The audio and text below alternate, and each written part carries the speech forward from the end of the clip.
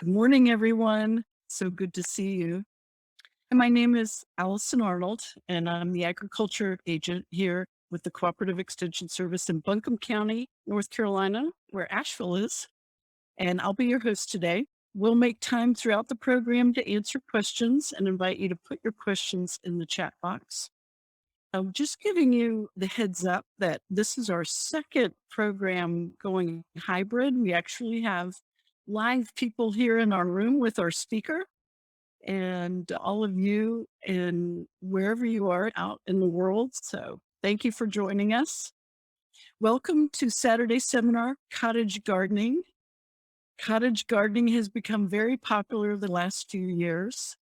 Cottage gardens accommodate many new and old favorite plants. They work in the sun and shade and are easily created in small spaces.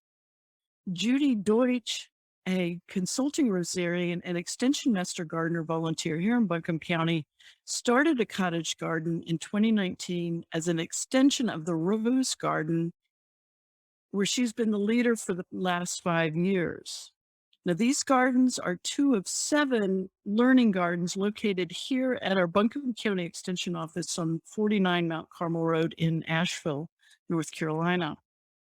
Judy's inspirations come from her many trips to the Nantucket, the home of so many charming and beautiful cottage gardens. We're excited to have her here today to help us see how to adapt cottage gardening to Western North Carolina. Take it away, Judy. Thank you, Allison. I want to just start by giving a shout out to the team that I work with. I am the leader of a team that works in the Rose Garden and also in the Cottage Garden. And a lot of the work and the ideas and credit should be included with them. And of course, I'm the one speaking, so you think it's all me, but I am actually just part of this team. The picture on the first picture that you're looking at is a Nantucket garden. I carry my iPhone with me when I walk around.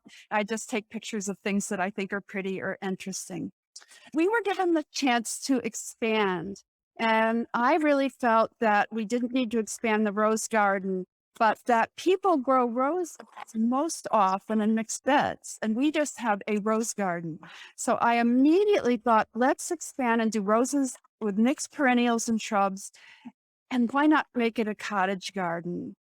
Now, the next thought I had was that I really didn't know very much about cottage gardens. So I went to look at them and learn about them. And I found out that cottage gardens are actually very old. It's like nothing is new, they're very old. Working class people in England had them, and they were very pragmatic gardens. They were actually originally vegetable gardens. And flowers were just an afterthought and put in to attract pollinators.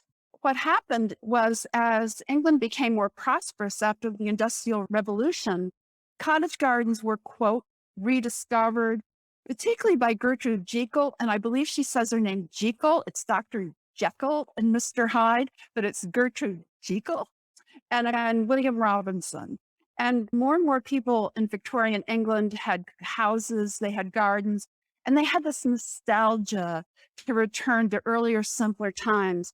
They reimagined cottage gardens as being largely flower gardens. The picture on this particular slide is the Thomas Hardy house. Even though we look at this as being a very old and historic garden, in actual fact, it was sort of a new wave of cottage gardening that was largely floral and not vegetable. If I were to ask you, what is a cottage garden?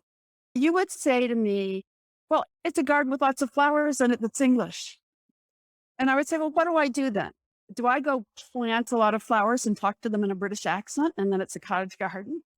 So I went to look, and I thought this was just a funny slide because it says there are 3 rules for writing a novel. Unfortunately, no one knows what they are. And that's how I felt in taking on a cottage garden. But I did do some reading, and I did think that the word rule was not appropriate to cottage gardens because they are unruly by their very nature. But I did think that they were characteristics that if you could have these characteristics in your garden, the more you have of them, the more cottagey your garden will be. So I came up with 5. Now, if you look in the literature, you will find dozens of things, and people have more to their list or less or whatever. But this I found were the 5 characteristics that I seem to stumble on most often. One is that they're small. After all, they're cottage gardens. They're not mansion gardens. They're not estate gardens.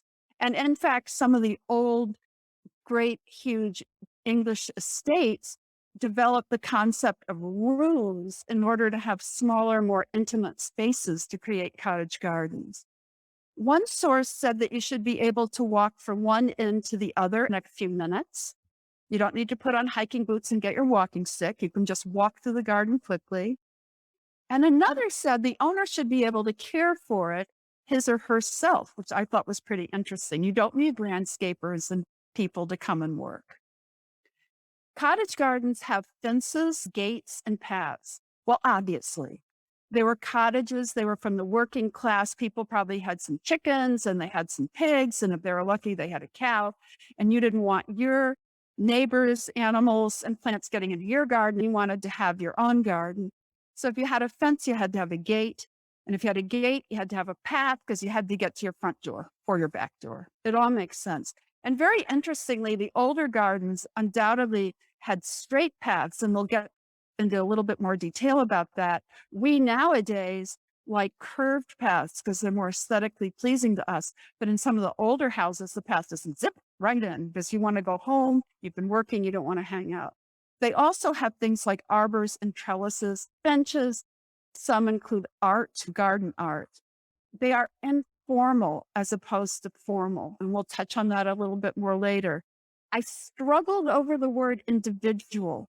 I didn't know whether to say individual, unique, eccentric, idiosyncratic. They all apply. But what I mean by individual is that if I gave everybody the same plants, you would create different gardens. They're not a one size fits all type of garden. But most of all, and I put stars around it, they are floriferous. They are packed with flowers. If you have a big enough garden, you can have trees. You can have flowering shrubs. You can have perennials, annuals, and that list goes on. But what you're going to have is flowers. So let's look at the components. This is a Nantucket cottage. I think you can say that that garden's small. Are we going to argue about that? No. And look what they've done in this tiny little space. I don't know how wide that is, but do you think it's like 20 feet? Something. It's just charming. Well, when we were going to put in our garden here, this is our whole garden as it stands today. This was taken last week, so this is pretty much it. We are starting to include the tree. We'll talk about the tree. It's a very famous tree in our garden. It's called Dave's tree because I kept trying to kill it. And this master gardener continuously saved it. So we've now decided to embrace the tree. The tree is us. We're going to include the tree and we use it as an overflow place where we're going to move things into it when they get too dense or too full in our garden. They have fences and gates. And this is probably the hardest thing for modern people. In my housing development, I can't put up a fence, much less a gate. And in many places, Western North Carolina, at least the Asheville area, very few homes really have fences. These are taken on Nantucket. Everyone has a white picket fence, unless you have a gray one like I do, and everyone has a gate. And for some reason, I was just fascinated by this particular garden because I love the gate. And then you have these little, they look like soldiers. These are boxwood. Boxwood does very well in Nantucket for whatever reason. And they're standing at attention. And then you have sweet alyssum spilling out onto the pavement. I've found this actual garden several times over the years, and they've swapped out the sweet alyssum for impatiens, which I don't like nearly as well. This is the one thing that's the hardest one for those of us, most of us, I don't want to say all of us, in North Carolina to do, is to have fences and gates. We had that problem here. A fence was kind of out of the question because of cost and other variables. A gate would be challenging. I literally thought of just making a gate, a freestanding gate that you could walk through. And then I thought, that'll be just the biggest pain in the butt when you're coming through with wheelbarrows and buckets. That would just make me crazy. So one of the master gardeners very kindly donated fence posts, and the top things, are they called fennials? Yes, okay, fennials. And we put them in as a faux gate. So to the right of the gate, even though there's this little area that's kind of transition between the rose garden and the cottage garden, you definitely walk through something to come into the cottage garden. So it makes it distinct in that way. And since we're here, look at the beautiful pillar rose bonfire blooming in the background in the rose garden. It's very beautiful. I planted, they don't look like much. They were just put in the ground when I took this picture. I tried to get boxwood. I wanted sentinels because I love the boxwood. I just couldn't find what I wanted for the price I could afford. So I put in these little roses. So there'll be these two little matching yellow roses as our sentinels. And it seems appropriate because they're on the rose garden side of the gate.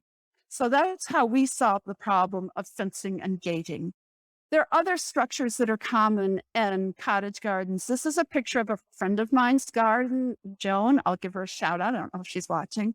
Her garden is what I think epitomizes if I said cottage gardens are idiosyncratic and eccentric. But look at what she has in her garden. She has arbors, whatever this is. I don't know what you call that. She has pots, strawberry pots. She has an urn on a pillar. She has a statue, all these structures that she has in her garden. And that's very characteristic to cottage gardens. We also have some structures in our garden I will show you later, but obviously not as many or not like Joan. I want to touch on paths.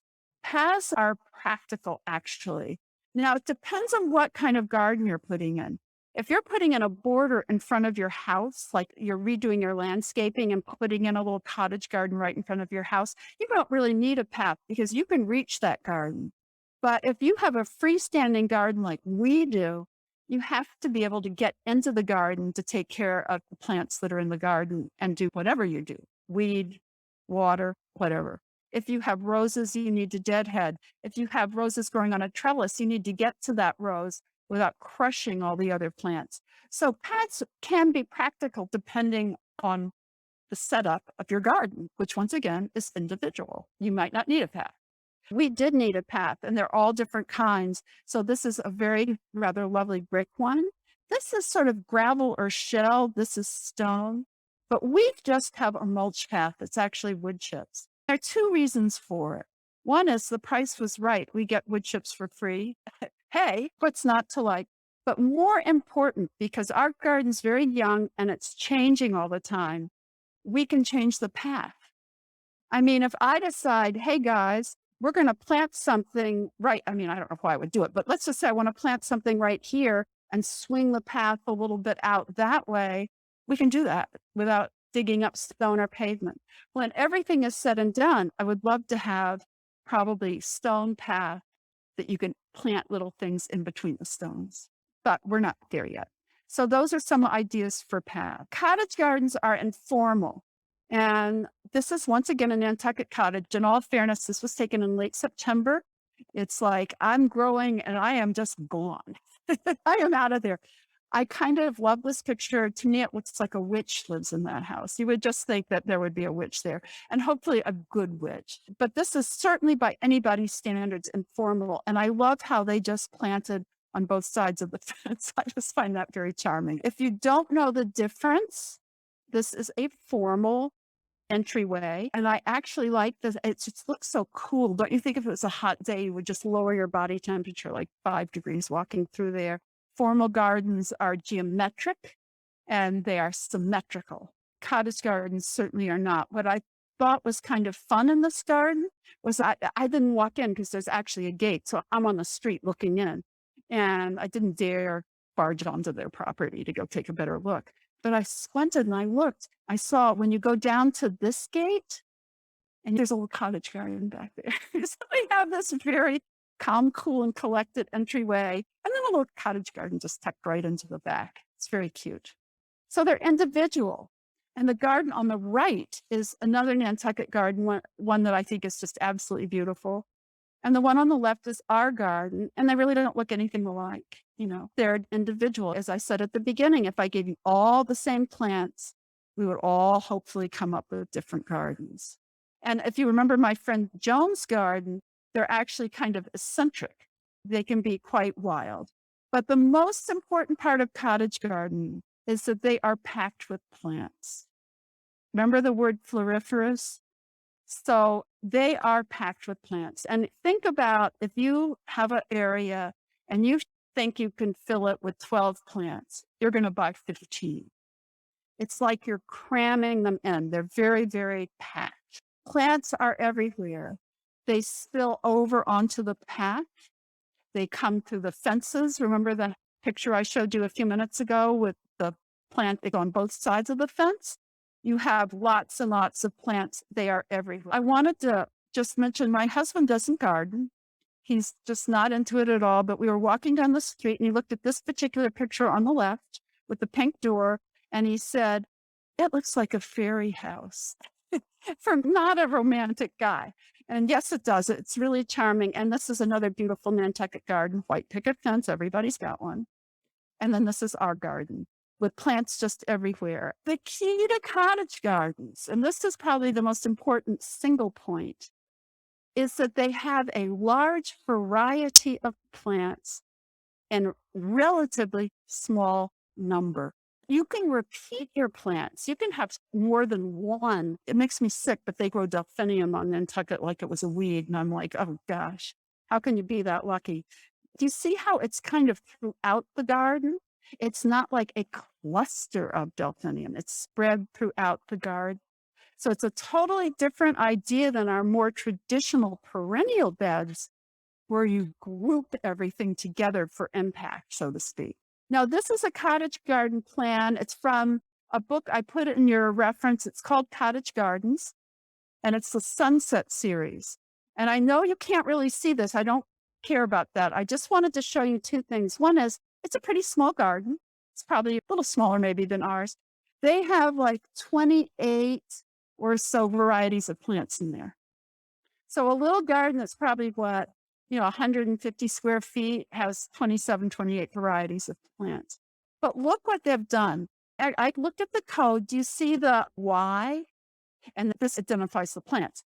So there's a Y, there's another Y, there's another Y. I looked them up and I believe those are lamb's ears. So they don't have a cluster of lamb's ears. They are dispersed throughout the garden. And I happen to know that the double A's are sweet alyssum growing in the cracks of the stone, which is what I would like to do one day. These are shrubs, but they're two. V is repeated. So you tend to disperse them throughout the garden rather than have them in one big area. Now, on the left is the very beautiful sun and shade garden here on our campus. And you can see they have a Monardia. They have a big section of Monardia. I don't quite know what this is. Sorry about that. But it's all grouped together. And then they have black-eyed Susans. So they are a more traditional type of perennial bed. If you do that in your garden, it doesn't mean you've failed or you're a bad person or you're going to go to plant jail. It just is less typical of cottage gardens. That's why I say they're characteristics. And the more characteristics you have, the more cottagey your garden will look. As opposed to our garden, and you can't see it very well in this picture, but we have black-eyed Susans here. There's some over here. We have Russian sage here. There's some on the other side, and so on. Plants are dispersed more throughout the garden. Although we're getting such big clusters, it's starting to look like nice plantings. We're going to have to weed some stuff out. But that's good. Shows everybody's happy in the garden. So let's just review the characteristics of cottage gardens. I put this picture up because it's endlessly entertained me. This is about the size of a bathtub. I don't know what this was used for. There's a fence rail here. There's a gate here. And this is about 3 feet by 6. I mean, it's like they had an outdoor bathtub and they took it up. And for some reason they planted it. But look at it. It's small. It has a gate and a fence, although no path because it's so small. It's informal. It's very individual. You'll never see a garden like that. And it's packed with plants. They're mainly annuals. So it's a really funny little thing that somebody did. It's very quirky and individual because I wouldn't have thought to do that. I would have probably just taken this whole mess out. I wondered if it was where they put bicycles at one point. So those are your characteristics. How do you get started? I mean, it's nice to hear all this, but you're sitting here and you're going, well, now what do I do? So once again, I like numbered things. So I have 5 steps. So everything's in 5s today. And the first step is to choose your space. Our garden, because we're here at the extension, is freestanding. Many of you will want it as a border near your house or a border around another garden or something else. It doesn't matter, but you choose your space. Then prepare your site. You're going to plant a lot of stuff. And if you don't get rid of weeds and grass, you don't want to end up having to go back and try to get rid of that. That's a pain. Make a plant list. And we'll talk about that in a minute. Plan your hardscape. Are you going to fence? Do you want an arbor? We have an obelisk. We plan to put that in. And you can do 1 through 4 kind of all at the same time. Because you can say, well, I have the space and I really want to put in a rose here. You can kind of do some of this all at once. But you go through these 5 things and you say planting for last. And I said freestanding or border. Here's one of those sickeningly beautiful borders on Nantucket. Once again, I hate them because they have beautiful delphinium, but that's life. I have to get over it. So this is what we did. This is the area we moved into. The rose garden is to your right. This actual picture was because I was trying to do a little sun mapping. In other words, I knew there was a tree. I knew it would cast shade. I was trying to figure out how much sun and shade I had. I was not very successful because I don't live here. So I'm not here to look every hour to see what the sun is doing at any time. So I just took my best guess. But we had grass that I'm going to politely say was weedy grass, not good grass to get rid of. And we did 2 things in getting the site prepared. One was I knew ahead of time that the soil was very bad. People had parked there. This used to be a parking area kind of for overflow parking. The soil was very compacted and it was very poor soil. I mean, it was just yucky when you dug it up. So I did something I'd never done before. It worked really, really well. I came out literally with a pickaxe. I made big divots in the ground, just chopped it. So it was all chopped up, not perfect, Then we took, because we did this in the fall, all the leftover soil amendments that we hadn't used and dumped them down on top of the area that was all chopped up. We've done a lot with cardboard. Some people use newspaper, some people use other things, but cardboard you can get from your supermarket parking lot. And we use staples, garden staples, to hold the cardboard firmly down to the ground because you can't really see it, but our gardens are slightly slanted. They slant from upper right to lower left and from back to front. They're sort of bowl shaped if you look at them carefully. So that's what we did. And you'll also see stakes in the ground. I'm not sure why these stakes were there then, but we used stakes to mark where we thought things might go because you can take them out. You say, that doesn't work right there. And you put your stake over to the other. So I talked a little bit about sun and shade and getting rid of weeds and grass. And plan your irrigation. We retrofitted our irrigation. How are you going to water this garden? It's a little bit like square foot gardening. You have a lot of plants in a small space, and roses in particular want a lot of water. So do you have a spigot nearby? We happen not to, but we're used to that. We put in drip tape through the whole garden because of the hill. It was felt to be better for the slopes that we had rather than using a soaker hose. But soaker hoses would be fine. Plan how you're going to put that in and then prepare your soil. I talked a little about that. I did soil tests, being a good master gardener. I found that the soil needed lime, and I was kind of chagrined that we had already put the cardboard. So we could have thrown lime in with all those amendments that we dumped on there, but I didn't. So we had to lime at a separate time. And of course, once you have the cardboard down, and you can't lime because you're not interested in liming the cardboard. You have to wait till you get rid of the cardboard by one way or another. So then make a wish list and think about what plants do you like. Hopefully you'll choose plants that really speak to you and that you like, not plants that other people tell you should have. And what colors do you want in your garden? I wanted the really soft and pastel colors like those on the Nantucket slides we've seen. Here we are in the early spring in our cottage garden at the extension. And you'll see we did put in some delphinium. We have a white one and a blue one. These are shorter cultivars that hopefully will do better for us in our climate. The pale pink is a big clump of sweet William that popped up in the garden, and we will certainly keep and maybe thin out and distribute throughout the garden next year. And the brighter pink is rose campion. So very much the colors that we wanted in the garden. Now, one member of my team made this amazing plant list. I really don't expect you to do it, but she was wonderful and did it. It lists all these plants alphabetically and it tells us what type of plant it is and the botanical name, the time of bloom, the height, the color, and so on. And this was extremely useful to us, but not something that most of you would feel that you wanted to do. Here's what we actually planted, and this is the tip of the iceberg of what we did put in our garden after doing all our lists. Roses for sure. This is an extension of the rose garden, and we wanted to show roses in mixed beds. Peonies. Peonies are one of those plants that I felt I really, really wanted in the garden. I love them. I admit they don't look like much after they finish blooming, but when they bloom, they're gorgeous. We have poppies, both oriental poppies and Iceland poppies that are the small ones, and they are popping up throughout the garden, which is really nice. We have dwarf hydrangeas, pinks, and you can never have too many pinks, I don't think, in a cottage garden.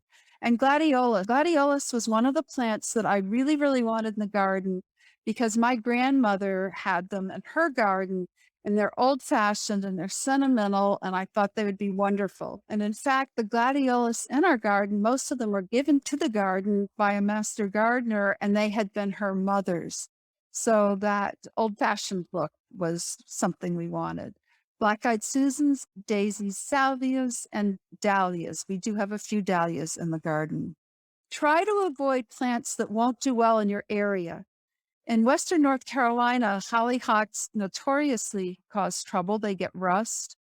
And delphinium just seem not to do well in our climate, although if you can grow them, there's nothing in the world as beautiful as that blue on delphinium. Here are some plants you can substitute for those. On the left is a salvia. I do not know what type it is. There are some very pretty blue salvias. We have several in our garden. One is known as fog sage. I believe it's uldinosa, which is a beautiful sky blue. The flowers are small, but when it's clustered together, it gives a really nice look. And on the right is foxglove or digitalis. And this may not be as big flowered and showy as hollyhocks, but in some respects, it may fit better into a smaller garden. So these are two reasonable substitutes. Now, common plants for cottage gardens, I did look at many, many plant lists, and I took the most common plants from those. I also added a few that do well in our area. So asters, which are terrific for fall color with the beautiful purple, black-eyed Susans and coneflowers, daisies, dahlias. I mentioned already delphinium and hollyhocks and hardy mums. And on the picture is a beautiful mum called Clara Curtis with that lovely, soft, smoky pink with yellow centers. Truly very, very pretty in the garden. And some more plants, hydrangeas, as I've mentioned, peonies and phlox, pinks, roses, Russian sage, which looks wonderful in cottage gardens, including our garden, and salvias. The picture shows a really pretty salvia called hotlip growing entwined with a sweet rose called spice that's basically white but opens with a pink blush. This was a really pretty combination and looked wonderful in the garden. Unfortunately, hotlips did not come back this spring. It's supposed to be hardy in this climate. I don't know what happened to it. If you have shade in your garden, here are some plants you can use in shade. Our garden does have some shade in it, but some of you, and particularly on Nantucket, lots of the houses are quite shady. They're narrow and they're close together. So astilbe and clethra and geraniums and hostas, you can get every kind of hosta in the world. So you're not having as many varieties of plants, but you can have big leaf hostas and the praying hands hostas and all those things. Ferns, once again, lots of colors and textures of ferns. We would like to put in a painted fern in our garden. That's like on our wish list for the future. Heuchera, which are coral bells, they come in every color and so on. And I want to give a shout out to monkshood. Monkshood, a friend of mine said, try instead of delphinium. So we're going to do it. We're going to try. We're going to add some monkshood to the garden this summer, actually. I do want to say that many plants are poisonous. Monkshood is aconite and it is poisonous. It's a good way to get rid of your spouse. When you're doing your plant list, think about the season of bloom. I'm one of those people. I go out in the spring and everything looks wonderful in the nurseries and you can't stop buying. And then July comes and your garden's done because you planted all the spring stuff. Or you go out now and you plant all fall stuff. So think about when you're doing your list, the season of bloom, because you want to have something blooming from spring into fall. Now, we have a garden here on campus that is a four seasons garden. We don't want that in our garden because we also do the rose garden, which means we start in February and end in November to December. We want to be done. We want 2 or 3 months off for good behavior. So we don't worry about the winter. It just goes away in the winter. Think about repeat bloom. And roses are the staple for that because modern roses will bloom all summer long. So think about roses. I'll show you a couple of pictures. You can do some wonderful things with knockout roses. You don't have to grow fancy roses. Even knockouts are good. Think of size and scale if you have a small garden. We have a dwarf lilac. We have 2 dwarf hydrangeas. We have a little dwarf conifer. We have supposedly going to stay small shrubs and trees in there, but we did make mistakes. I'm going to show you this one. This is not my picture, but this is Tatarian aster. We have some on the campus. It is absolutely beautiful. However, these bottom leaves can get to be 8 to 12 inches long. A plant gets to be 4 to 6 feet tall. And I did know to plant tall things in the back. So we planted in the back, and that was on the steeper side of the garden. So it was visually just terrible in the garden. So we had to remove it because it was way too big a scale for such a small garden as ours. So you have to be sensitive to that about the scale. Allison. Judy, we have a couple of questions. Somebody has asked in the chat box if hot lip is a AAS variety. No, that's easy. No, And do you know if pollinators utilize knockout roses? that's a really good question. I don't see why they wouldn't. In fact, pollinators like roses in general. Our garden is not a pollinator garden, but it's full of pollinators and they come to the roses all the time. I haven't observed them on the knockout roses, but then I haven't looked particularly for the knockout roses. But pollinators like roses. One more. Could you say more about the height? Does it matter the height of the plant where it's viewed from the garden? That's a really good question. There are 2 ways to look at it. Our garden is freestanding, and the back of our garden is a walking trail. So I did not want anything taller than 4 feet in the back row because I didn't want it to do what the Tatarian aster did and look like it was going to pounce on you when you're in the garden. But I also wanted people in the walking trail to look into the garden. I didn't want it higher that they would. If you are gardening up against your house where you have a backdrop, you can have very tall things. I mean, people put up trellises and grow roses or climbing hydrangea. So then height is less important. But I do think the scale is important. And you want things that are more delicate, perhaps, and not as muscular as this particular aster, although in the right garden, it would look wonderful. So remember where your garden is sited. Does it have something behind it? Some of the Nantucket cottages I showed you earlier had dahlias that were like 6 feet tall, but it was up against the house. They weren't sort of flopping in the wind. Does that sort of help the person with that? Yeah, that's great. One more. Do you have any tips of what to do with or how to hide the peony foliage after it's done blooming? You hope if you plant enough that you will be able to see it. It's kind of disappeared out of our garden. Eventually, when it gets icky, you can cut it back, but you want to leave it for a while. It's like daffodils. You want it to get energy for next year, but eventually you can't cut it back. Peonies are the most beautiful thing in the world while they're beautiful. Then you just wish they'd go away until next year. Yes. If you couldn't hear, the question was about not packing plants close together. Traditionally, you do have nice space plants. In cottage gardens, you want plants really close together. And for me, because maybe I don't know enough, it's a little trial and error. If some plant really hates being crowded, it's not going to be happy in the garden. Even the roses seem not to mind as much as you'd think, having a lot of neighbors. Remember, I showed you spice growing with hot lips, but you do kind of abandon that orderly 12 inches between each plant. Having said that, a lot of cottage garden plants are spreaders. And we'll touch on that in a minute. They self-seed or they just get bigger and bigger. Like you put in 2 black-eyed Susans and pretty soon you have 200 black-eyed Susans. So what we'll do is take some out and move them. Well, we let things be very crowded, more crowded than you might think you want to do. And some of finding out how that works is going to be trial and error, for me anyway. Somebody wants to know, why did you suggest avoiding hollyhocks? They tend not to do well in our climate. I think they get rust. They get a lot of diseases because of the humidity here. But somebody wanted them, we put them in. They're sitting there snarling at me. They're not very happy. But hey, we might get lucky. We did have foxglove in the garden that didn't seed and come back this year.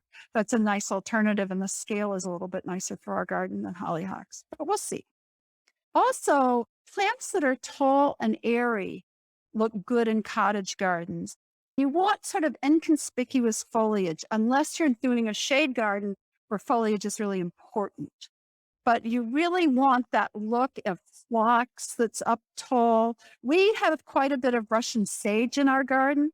And I'm going to tell you that it's not one of my personal favorite plants, but in a cottage garden that looks fabulous. Gora is another plant that is very excellent in cottage gardens. We have one in our garden that someone else brought in and planted. I have killed every Gora I've planted, and I don't know. And it's supposed to be bulletproof.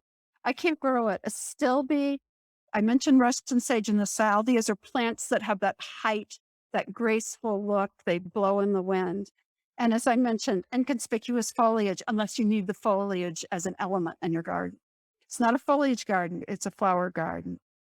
And don't forget annuals. I used to have a thing about annuals. I thought they were a waste of time and money. Now I think they're my best friend. They will fill in spaces, particularly if you have a problem area. You could try out color. Like you'll say, I wonder what would happen if I put something bright red here, and you can plant a bright red annual and see if you like it. And if you don't like it, you don't have to do it again next year. They leave your life. It's wonderful. This is taken in our garden and we grew from seed. You can barely see the cleome over here and cosmos. And I adore both these plants. I love cosmos. Sweet alyssum, I've already mentioned. We have some of that in our garden, which isn't in this picture. It's along our path. Zinnias. I love zinnias. We did not put any in the garden because there are a lot on the campus, but somebody was saying on my team, why don't we have zinnias? I said, find some seed. However, a lot of your plants do self-seed, and particularly your annuals. I love this. This was taken on the hill next to the rose garden, and it's one little orange zinnia going, yeah, man, I'm here. And I just showed up. This is under where the windows in this place have window boxes, and these must have been in the window box the year before and seeded into the cracks of the sidewalk and is coming up. So what I'm telling you is you are going to have spread and visitors in your garden. Herbs are very appropriate for cottage gardens. I did not take this picture of lavender, but we do have some in our garden, and we're going to add a little more because I was just given some. Rosemary might be good. Thyme might be good. And there's nothing wrong with adding selected vegetables if you want to get back to that concept that these were originally vegetable gardens. Bush beans, maybe. Some of the hot pepper plants are compact. I wanted to grow, I've forgotten the name, but I wanted to grow pole beans that were purple, the purple pole beans on our obelisk, and I got voted down. So I may sneak out next spring and put a few seeds and see what happens. So it's appropriate to have some vegetables in the garden. You just have to be a little selective. If you're working in a small space as we are. We do not have them in our garden. We do have some herbs, and we'll probably have some more herbs at some point. Bulbs. Bulbs are fabulous. This is Dave's tree. This is part of our Embrace the Tree movement. We planted a lot of bulbs. This is the first year we planted around the tree. And what's neat is this is a maple tree, and it throws pretty dense shade. But look, when the bulbs are up, it's full sun. The leaves haven't come out. So remember that you can underplant shady areas like this with bulbs. They'll do their thing before the tree leaves out. One of my team has already bought more bulbs for next year. So we will have more bulbs, and one day this will actually be attractive. Continuing with getting started, work from large to small. Think of things as your anchor. Large shrubs or trees if you have enough room to have trees. What are your hardscapes? We have a bench that you'll see. We have an obelisk. These things went in before we put plants in. We put in a camellia that's supposed to stay small and a dwarf conifer. And we have Dave's tree as being something that's unchanging and unmoving. When you start adding flowers, just remember it's not a race. If you plant something, look at it, think about it, and say, it would be nice to have this in too. And so take your time. This is not like add water and it's instant. Our garden's still very young and still changing. Now, I put this up as plan B because some people, even some members of my team, are neatniks. And they struggle with the concept of having all this chaos in the garden because they're sort of chaotic gardens and they find that challenging. So I've looked at these pictures, and these are from Nantucket. You can see white picket fence Nantucket. This garden consists basically of nothing but pink and red knockout roses and lavender. Bam. And yet it's quite charming and quite cottagey in its nature. It's all done with these shrubs. There is a trellis. You do walk in under an arbor, and there's something unidentified red rose growing on it. There's hardly any flowers in there. There's just some lavender. This one is fascinating to me. This is a huge pink rose, another pink rose, some hydrangeas, all shrubs, right? A climbing rose on the pillar. They threw some little annuals down in the front. They've got boxwood again. That's very cottagey in feeling. And it's all shrubs. There's hardly any flowers in this garden. I mean, roses have flowers, but you know what I'm saying. It's not like all the coneflowers and the daisies and the black-eyed Susans and all that. It's quite simply planted, but it has a great look. So if you start to sweat at the idea of having things spilling out of fences or over things, think about this type of idea. Just very simple shrubs, maybe not classic, but lovely. It's really pretty. Maintenance. I got to say it. Sorry. Got to get there. So in the rose garden, we have a mantra: feed and weed. Feed, weed, water, deadhead, and thin out as needed. We do fertilize. Our soil's pretty good shape, and one of the nice things about our clay soils in Western North Carolina is they hold nutrients. So we feed twice a year. We should have fed last week, but it rained, so we are going to feed this week. We will feed all the roses in the rose garden. We will feed everything in the cottage garden. Just go right through. We use it's not organic, but it's a natural fertilizer mix. It's slow acting. So it'll get them through the rest of the year.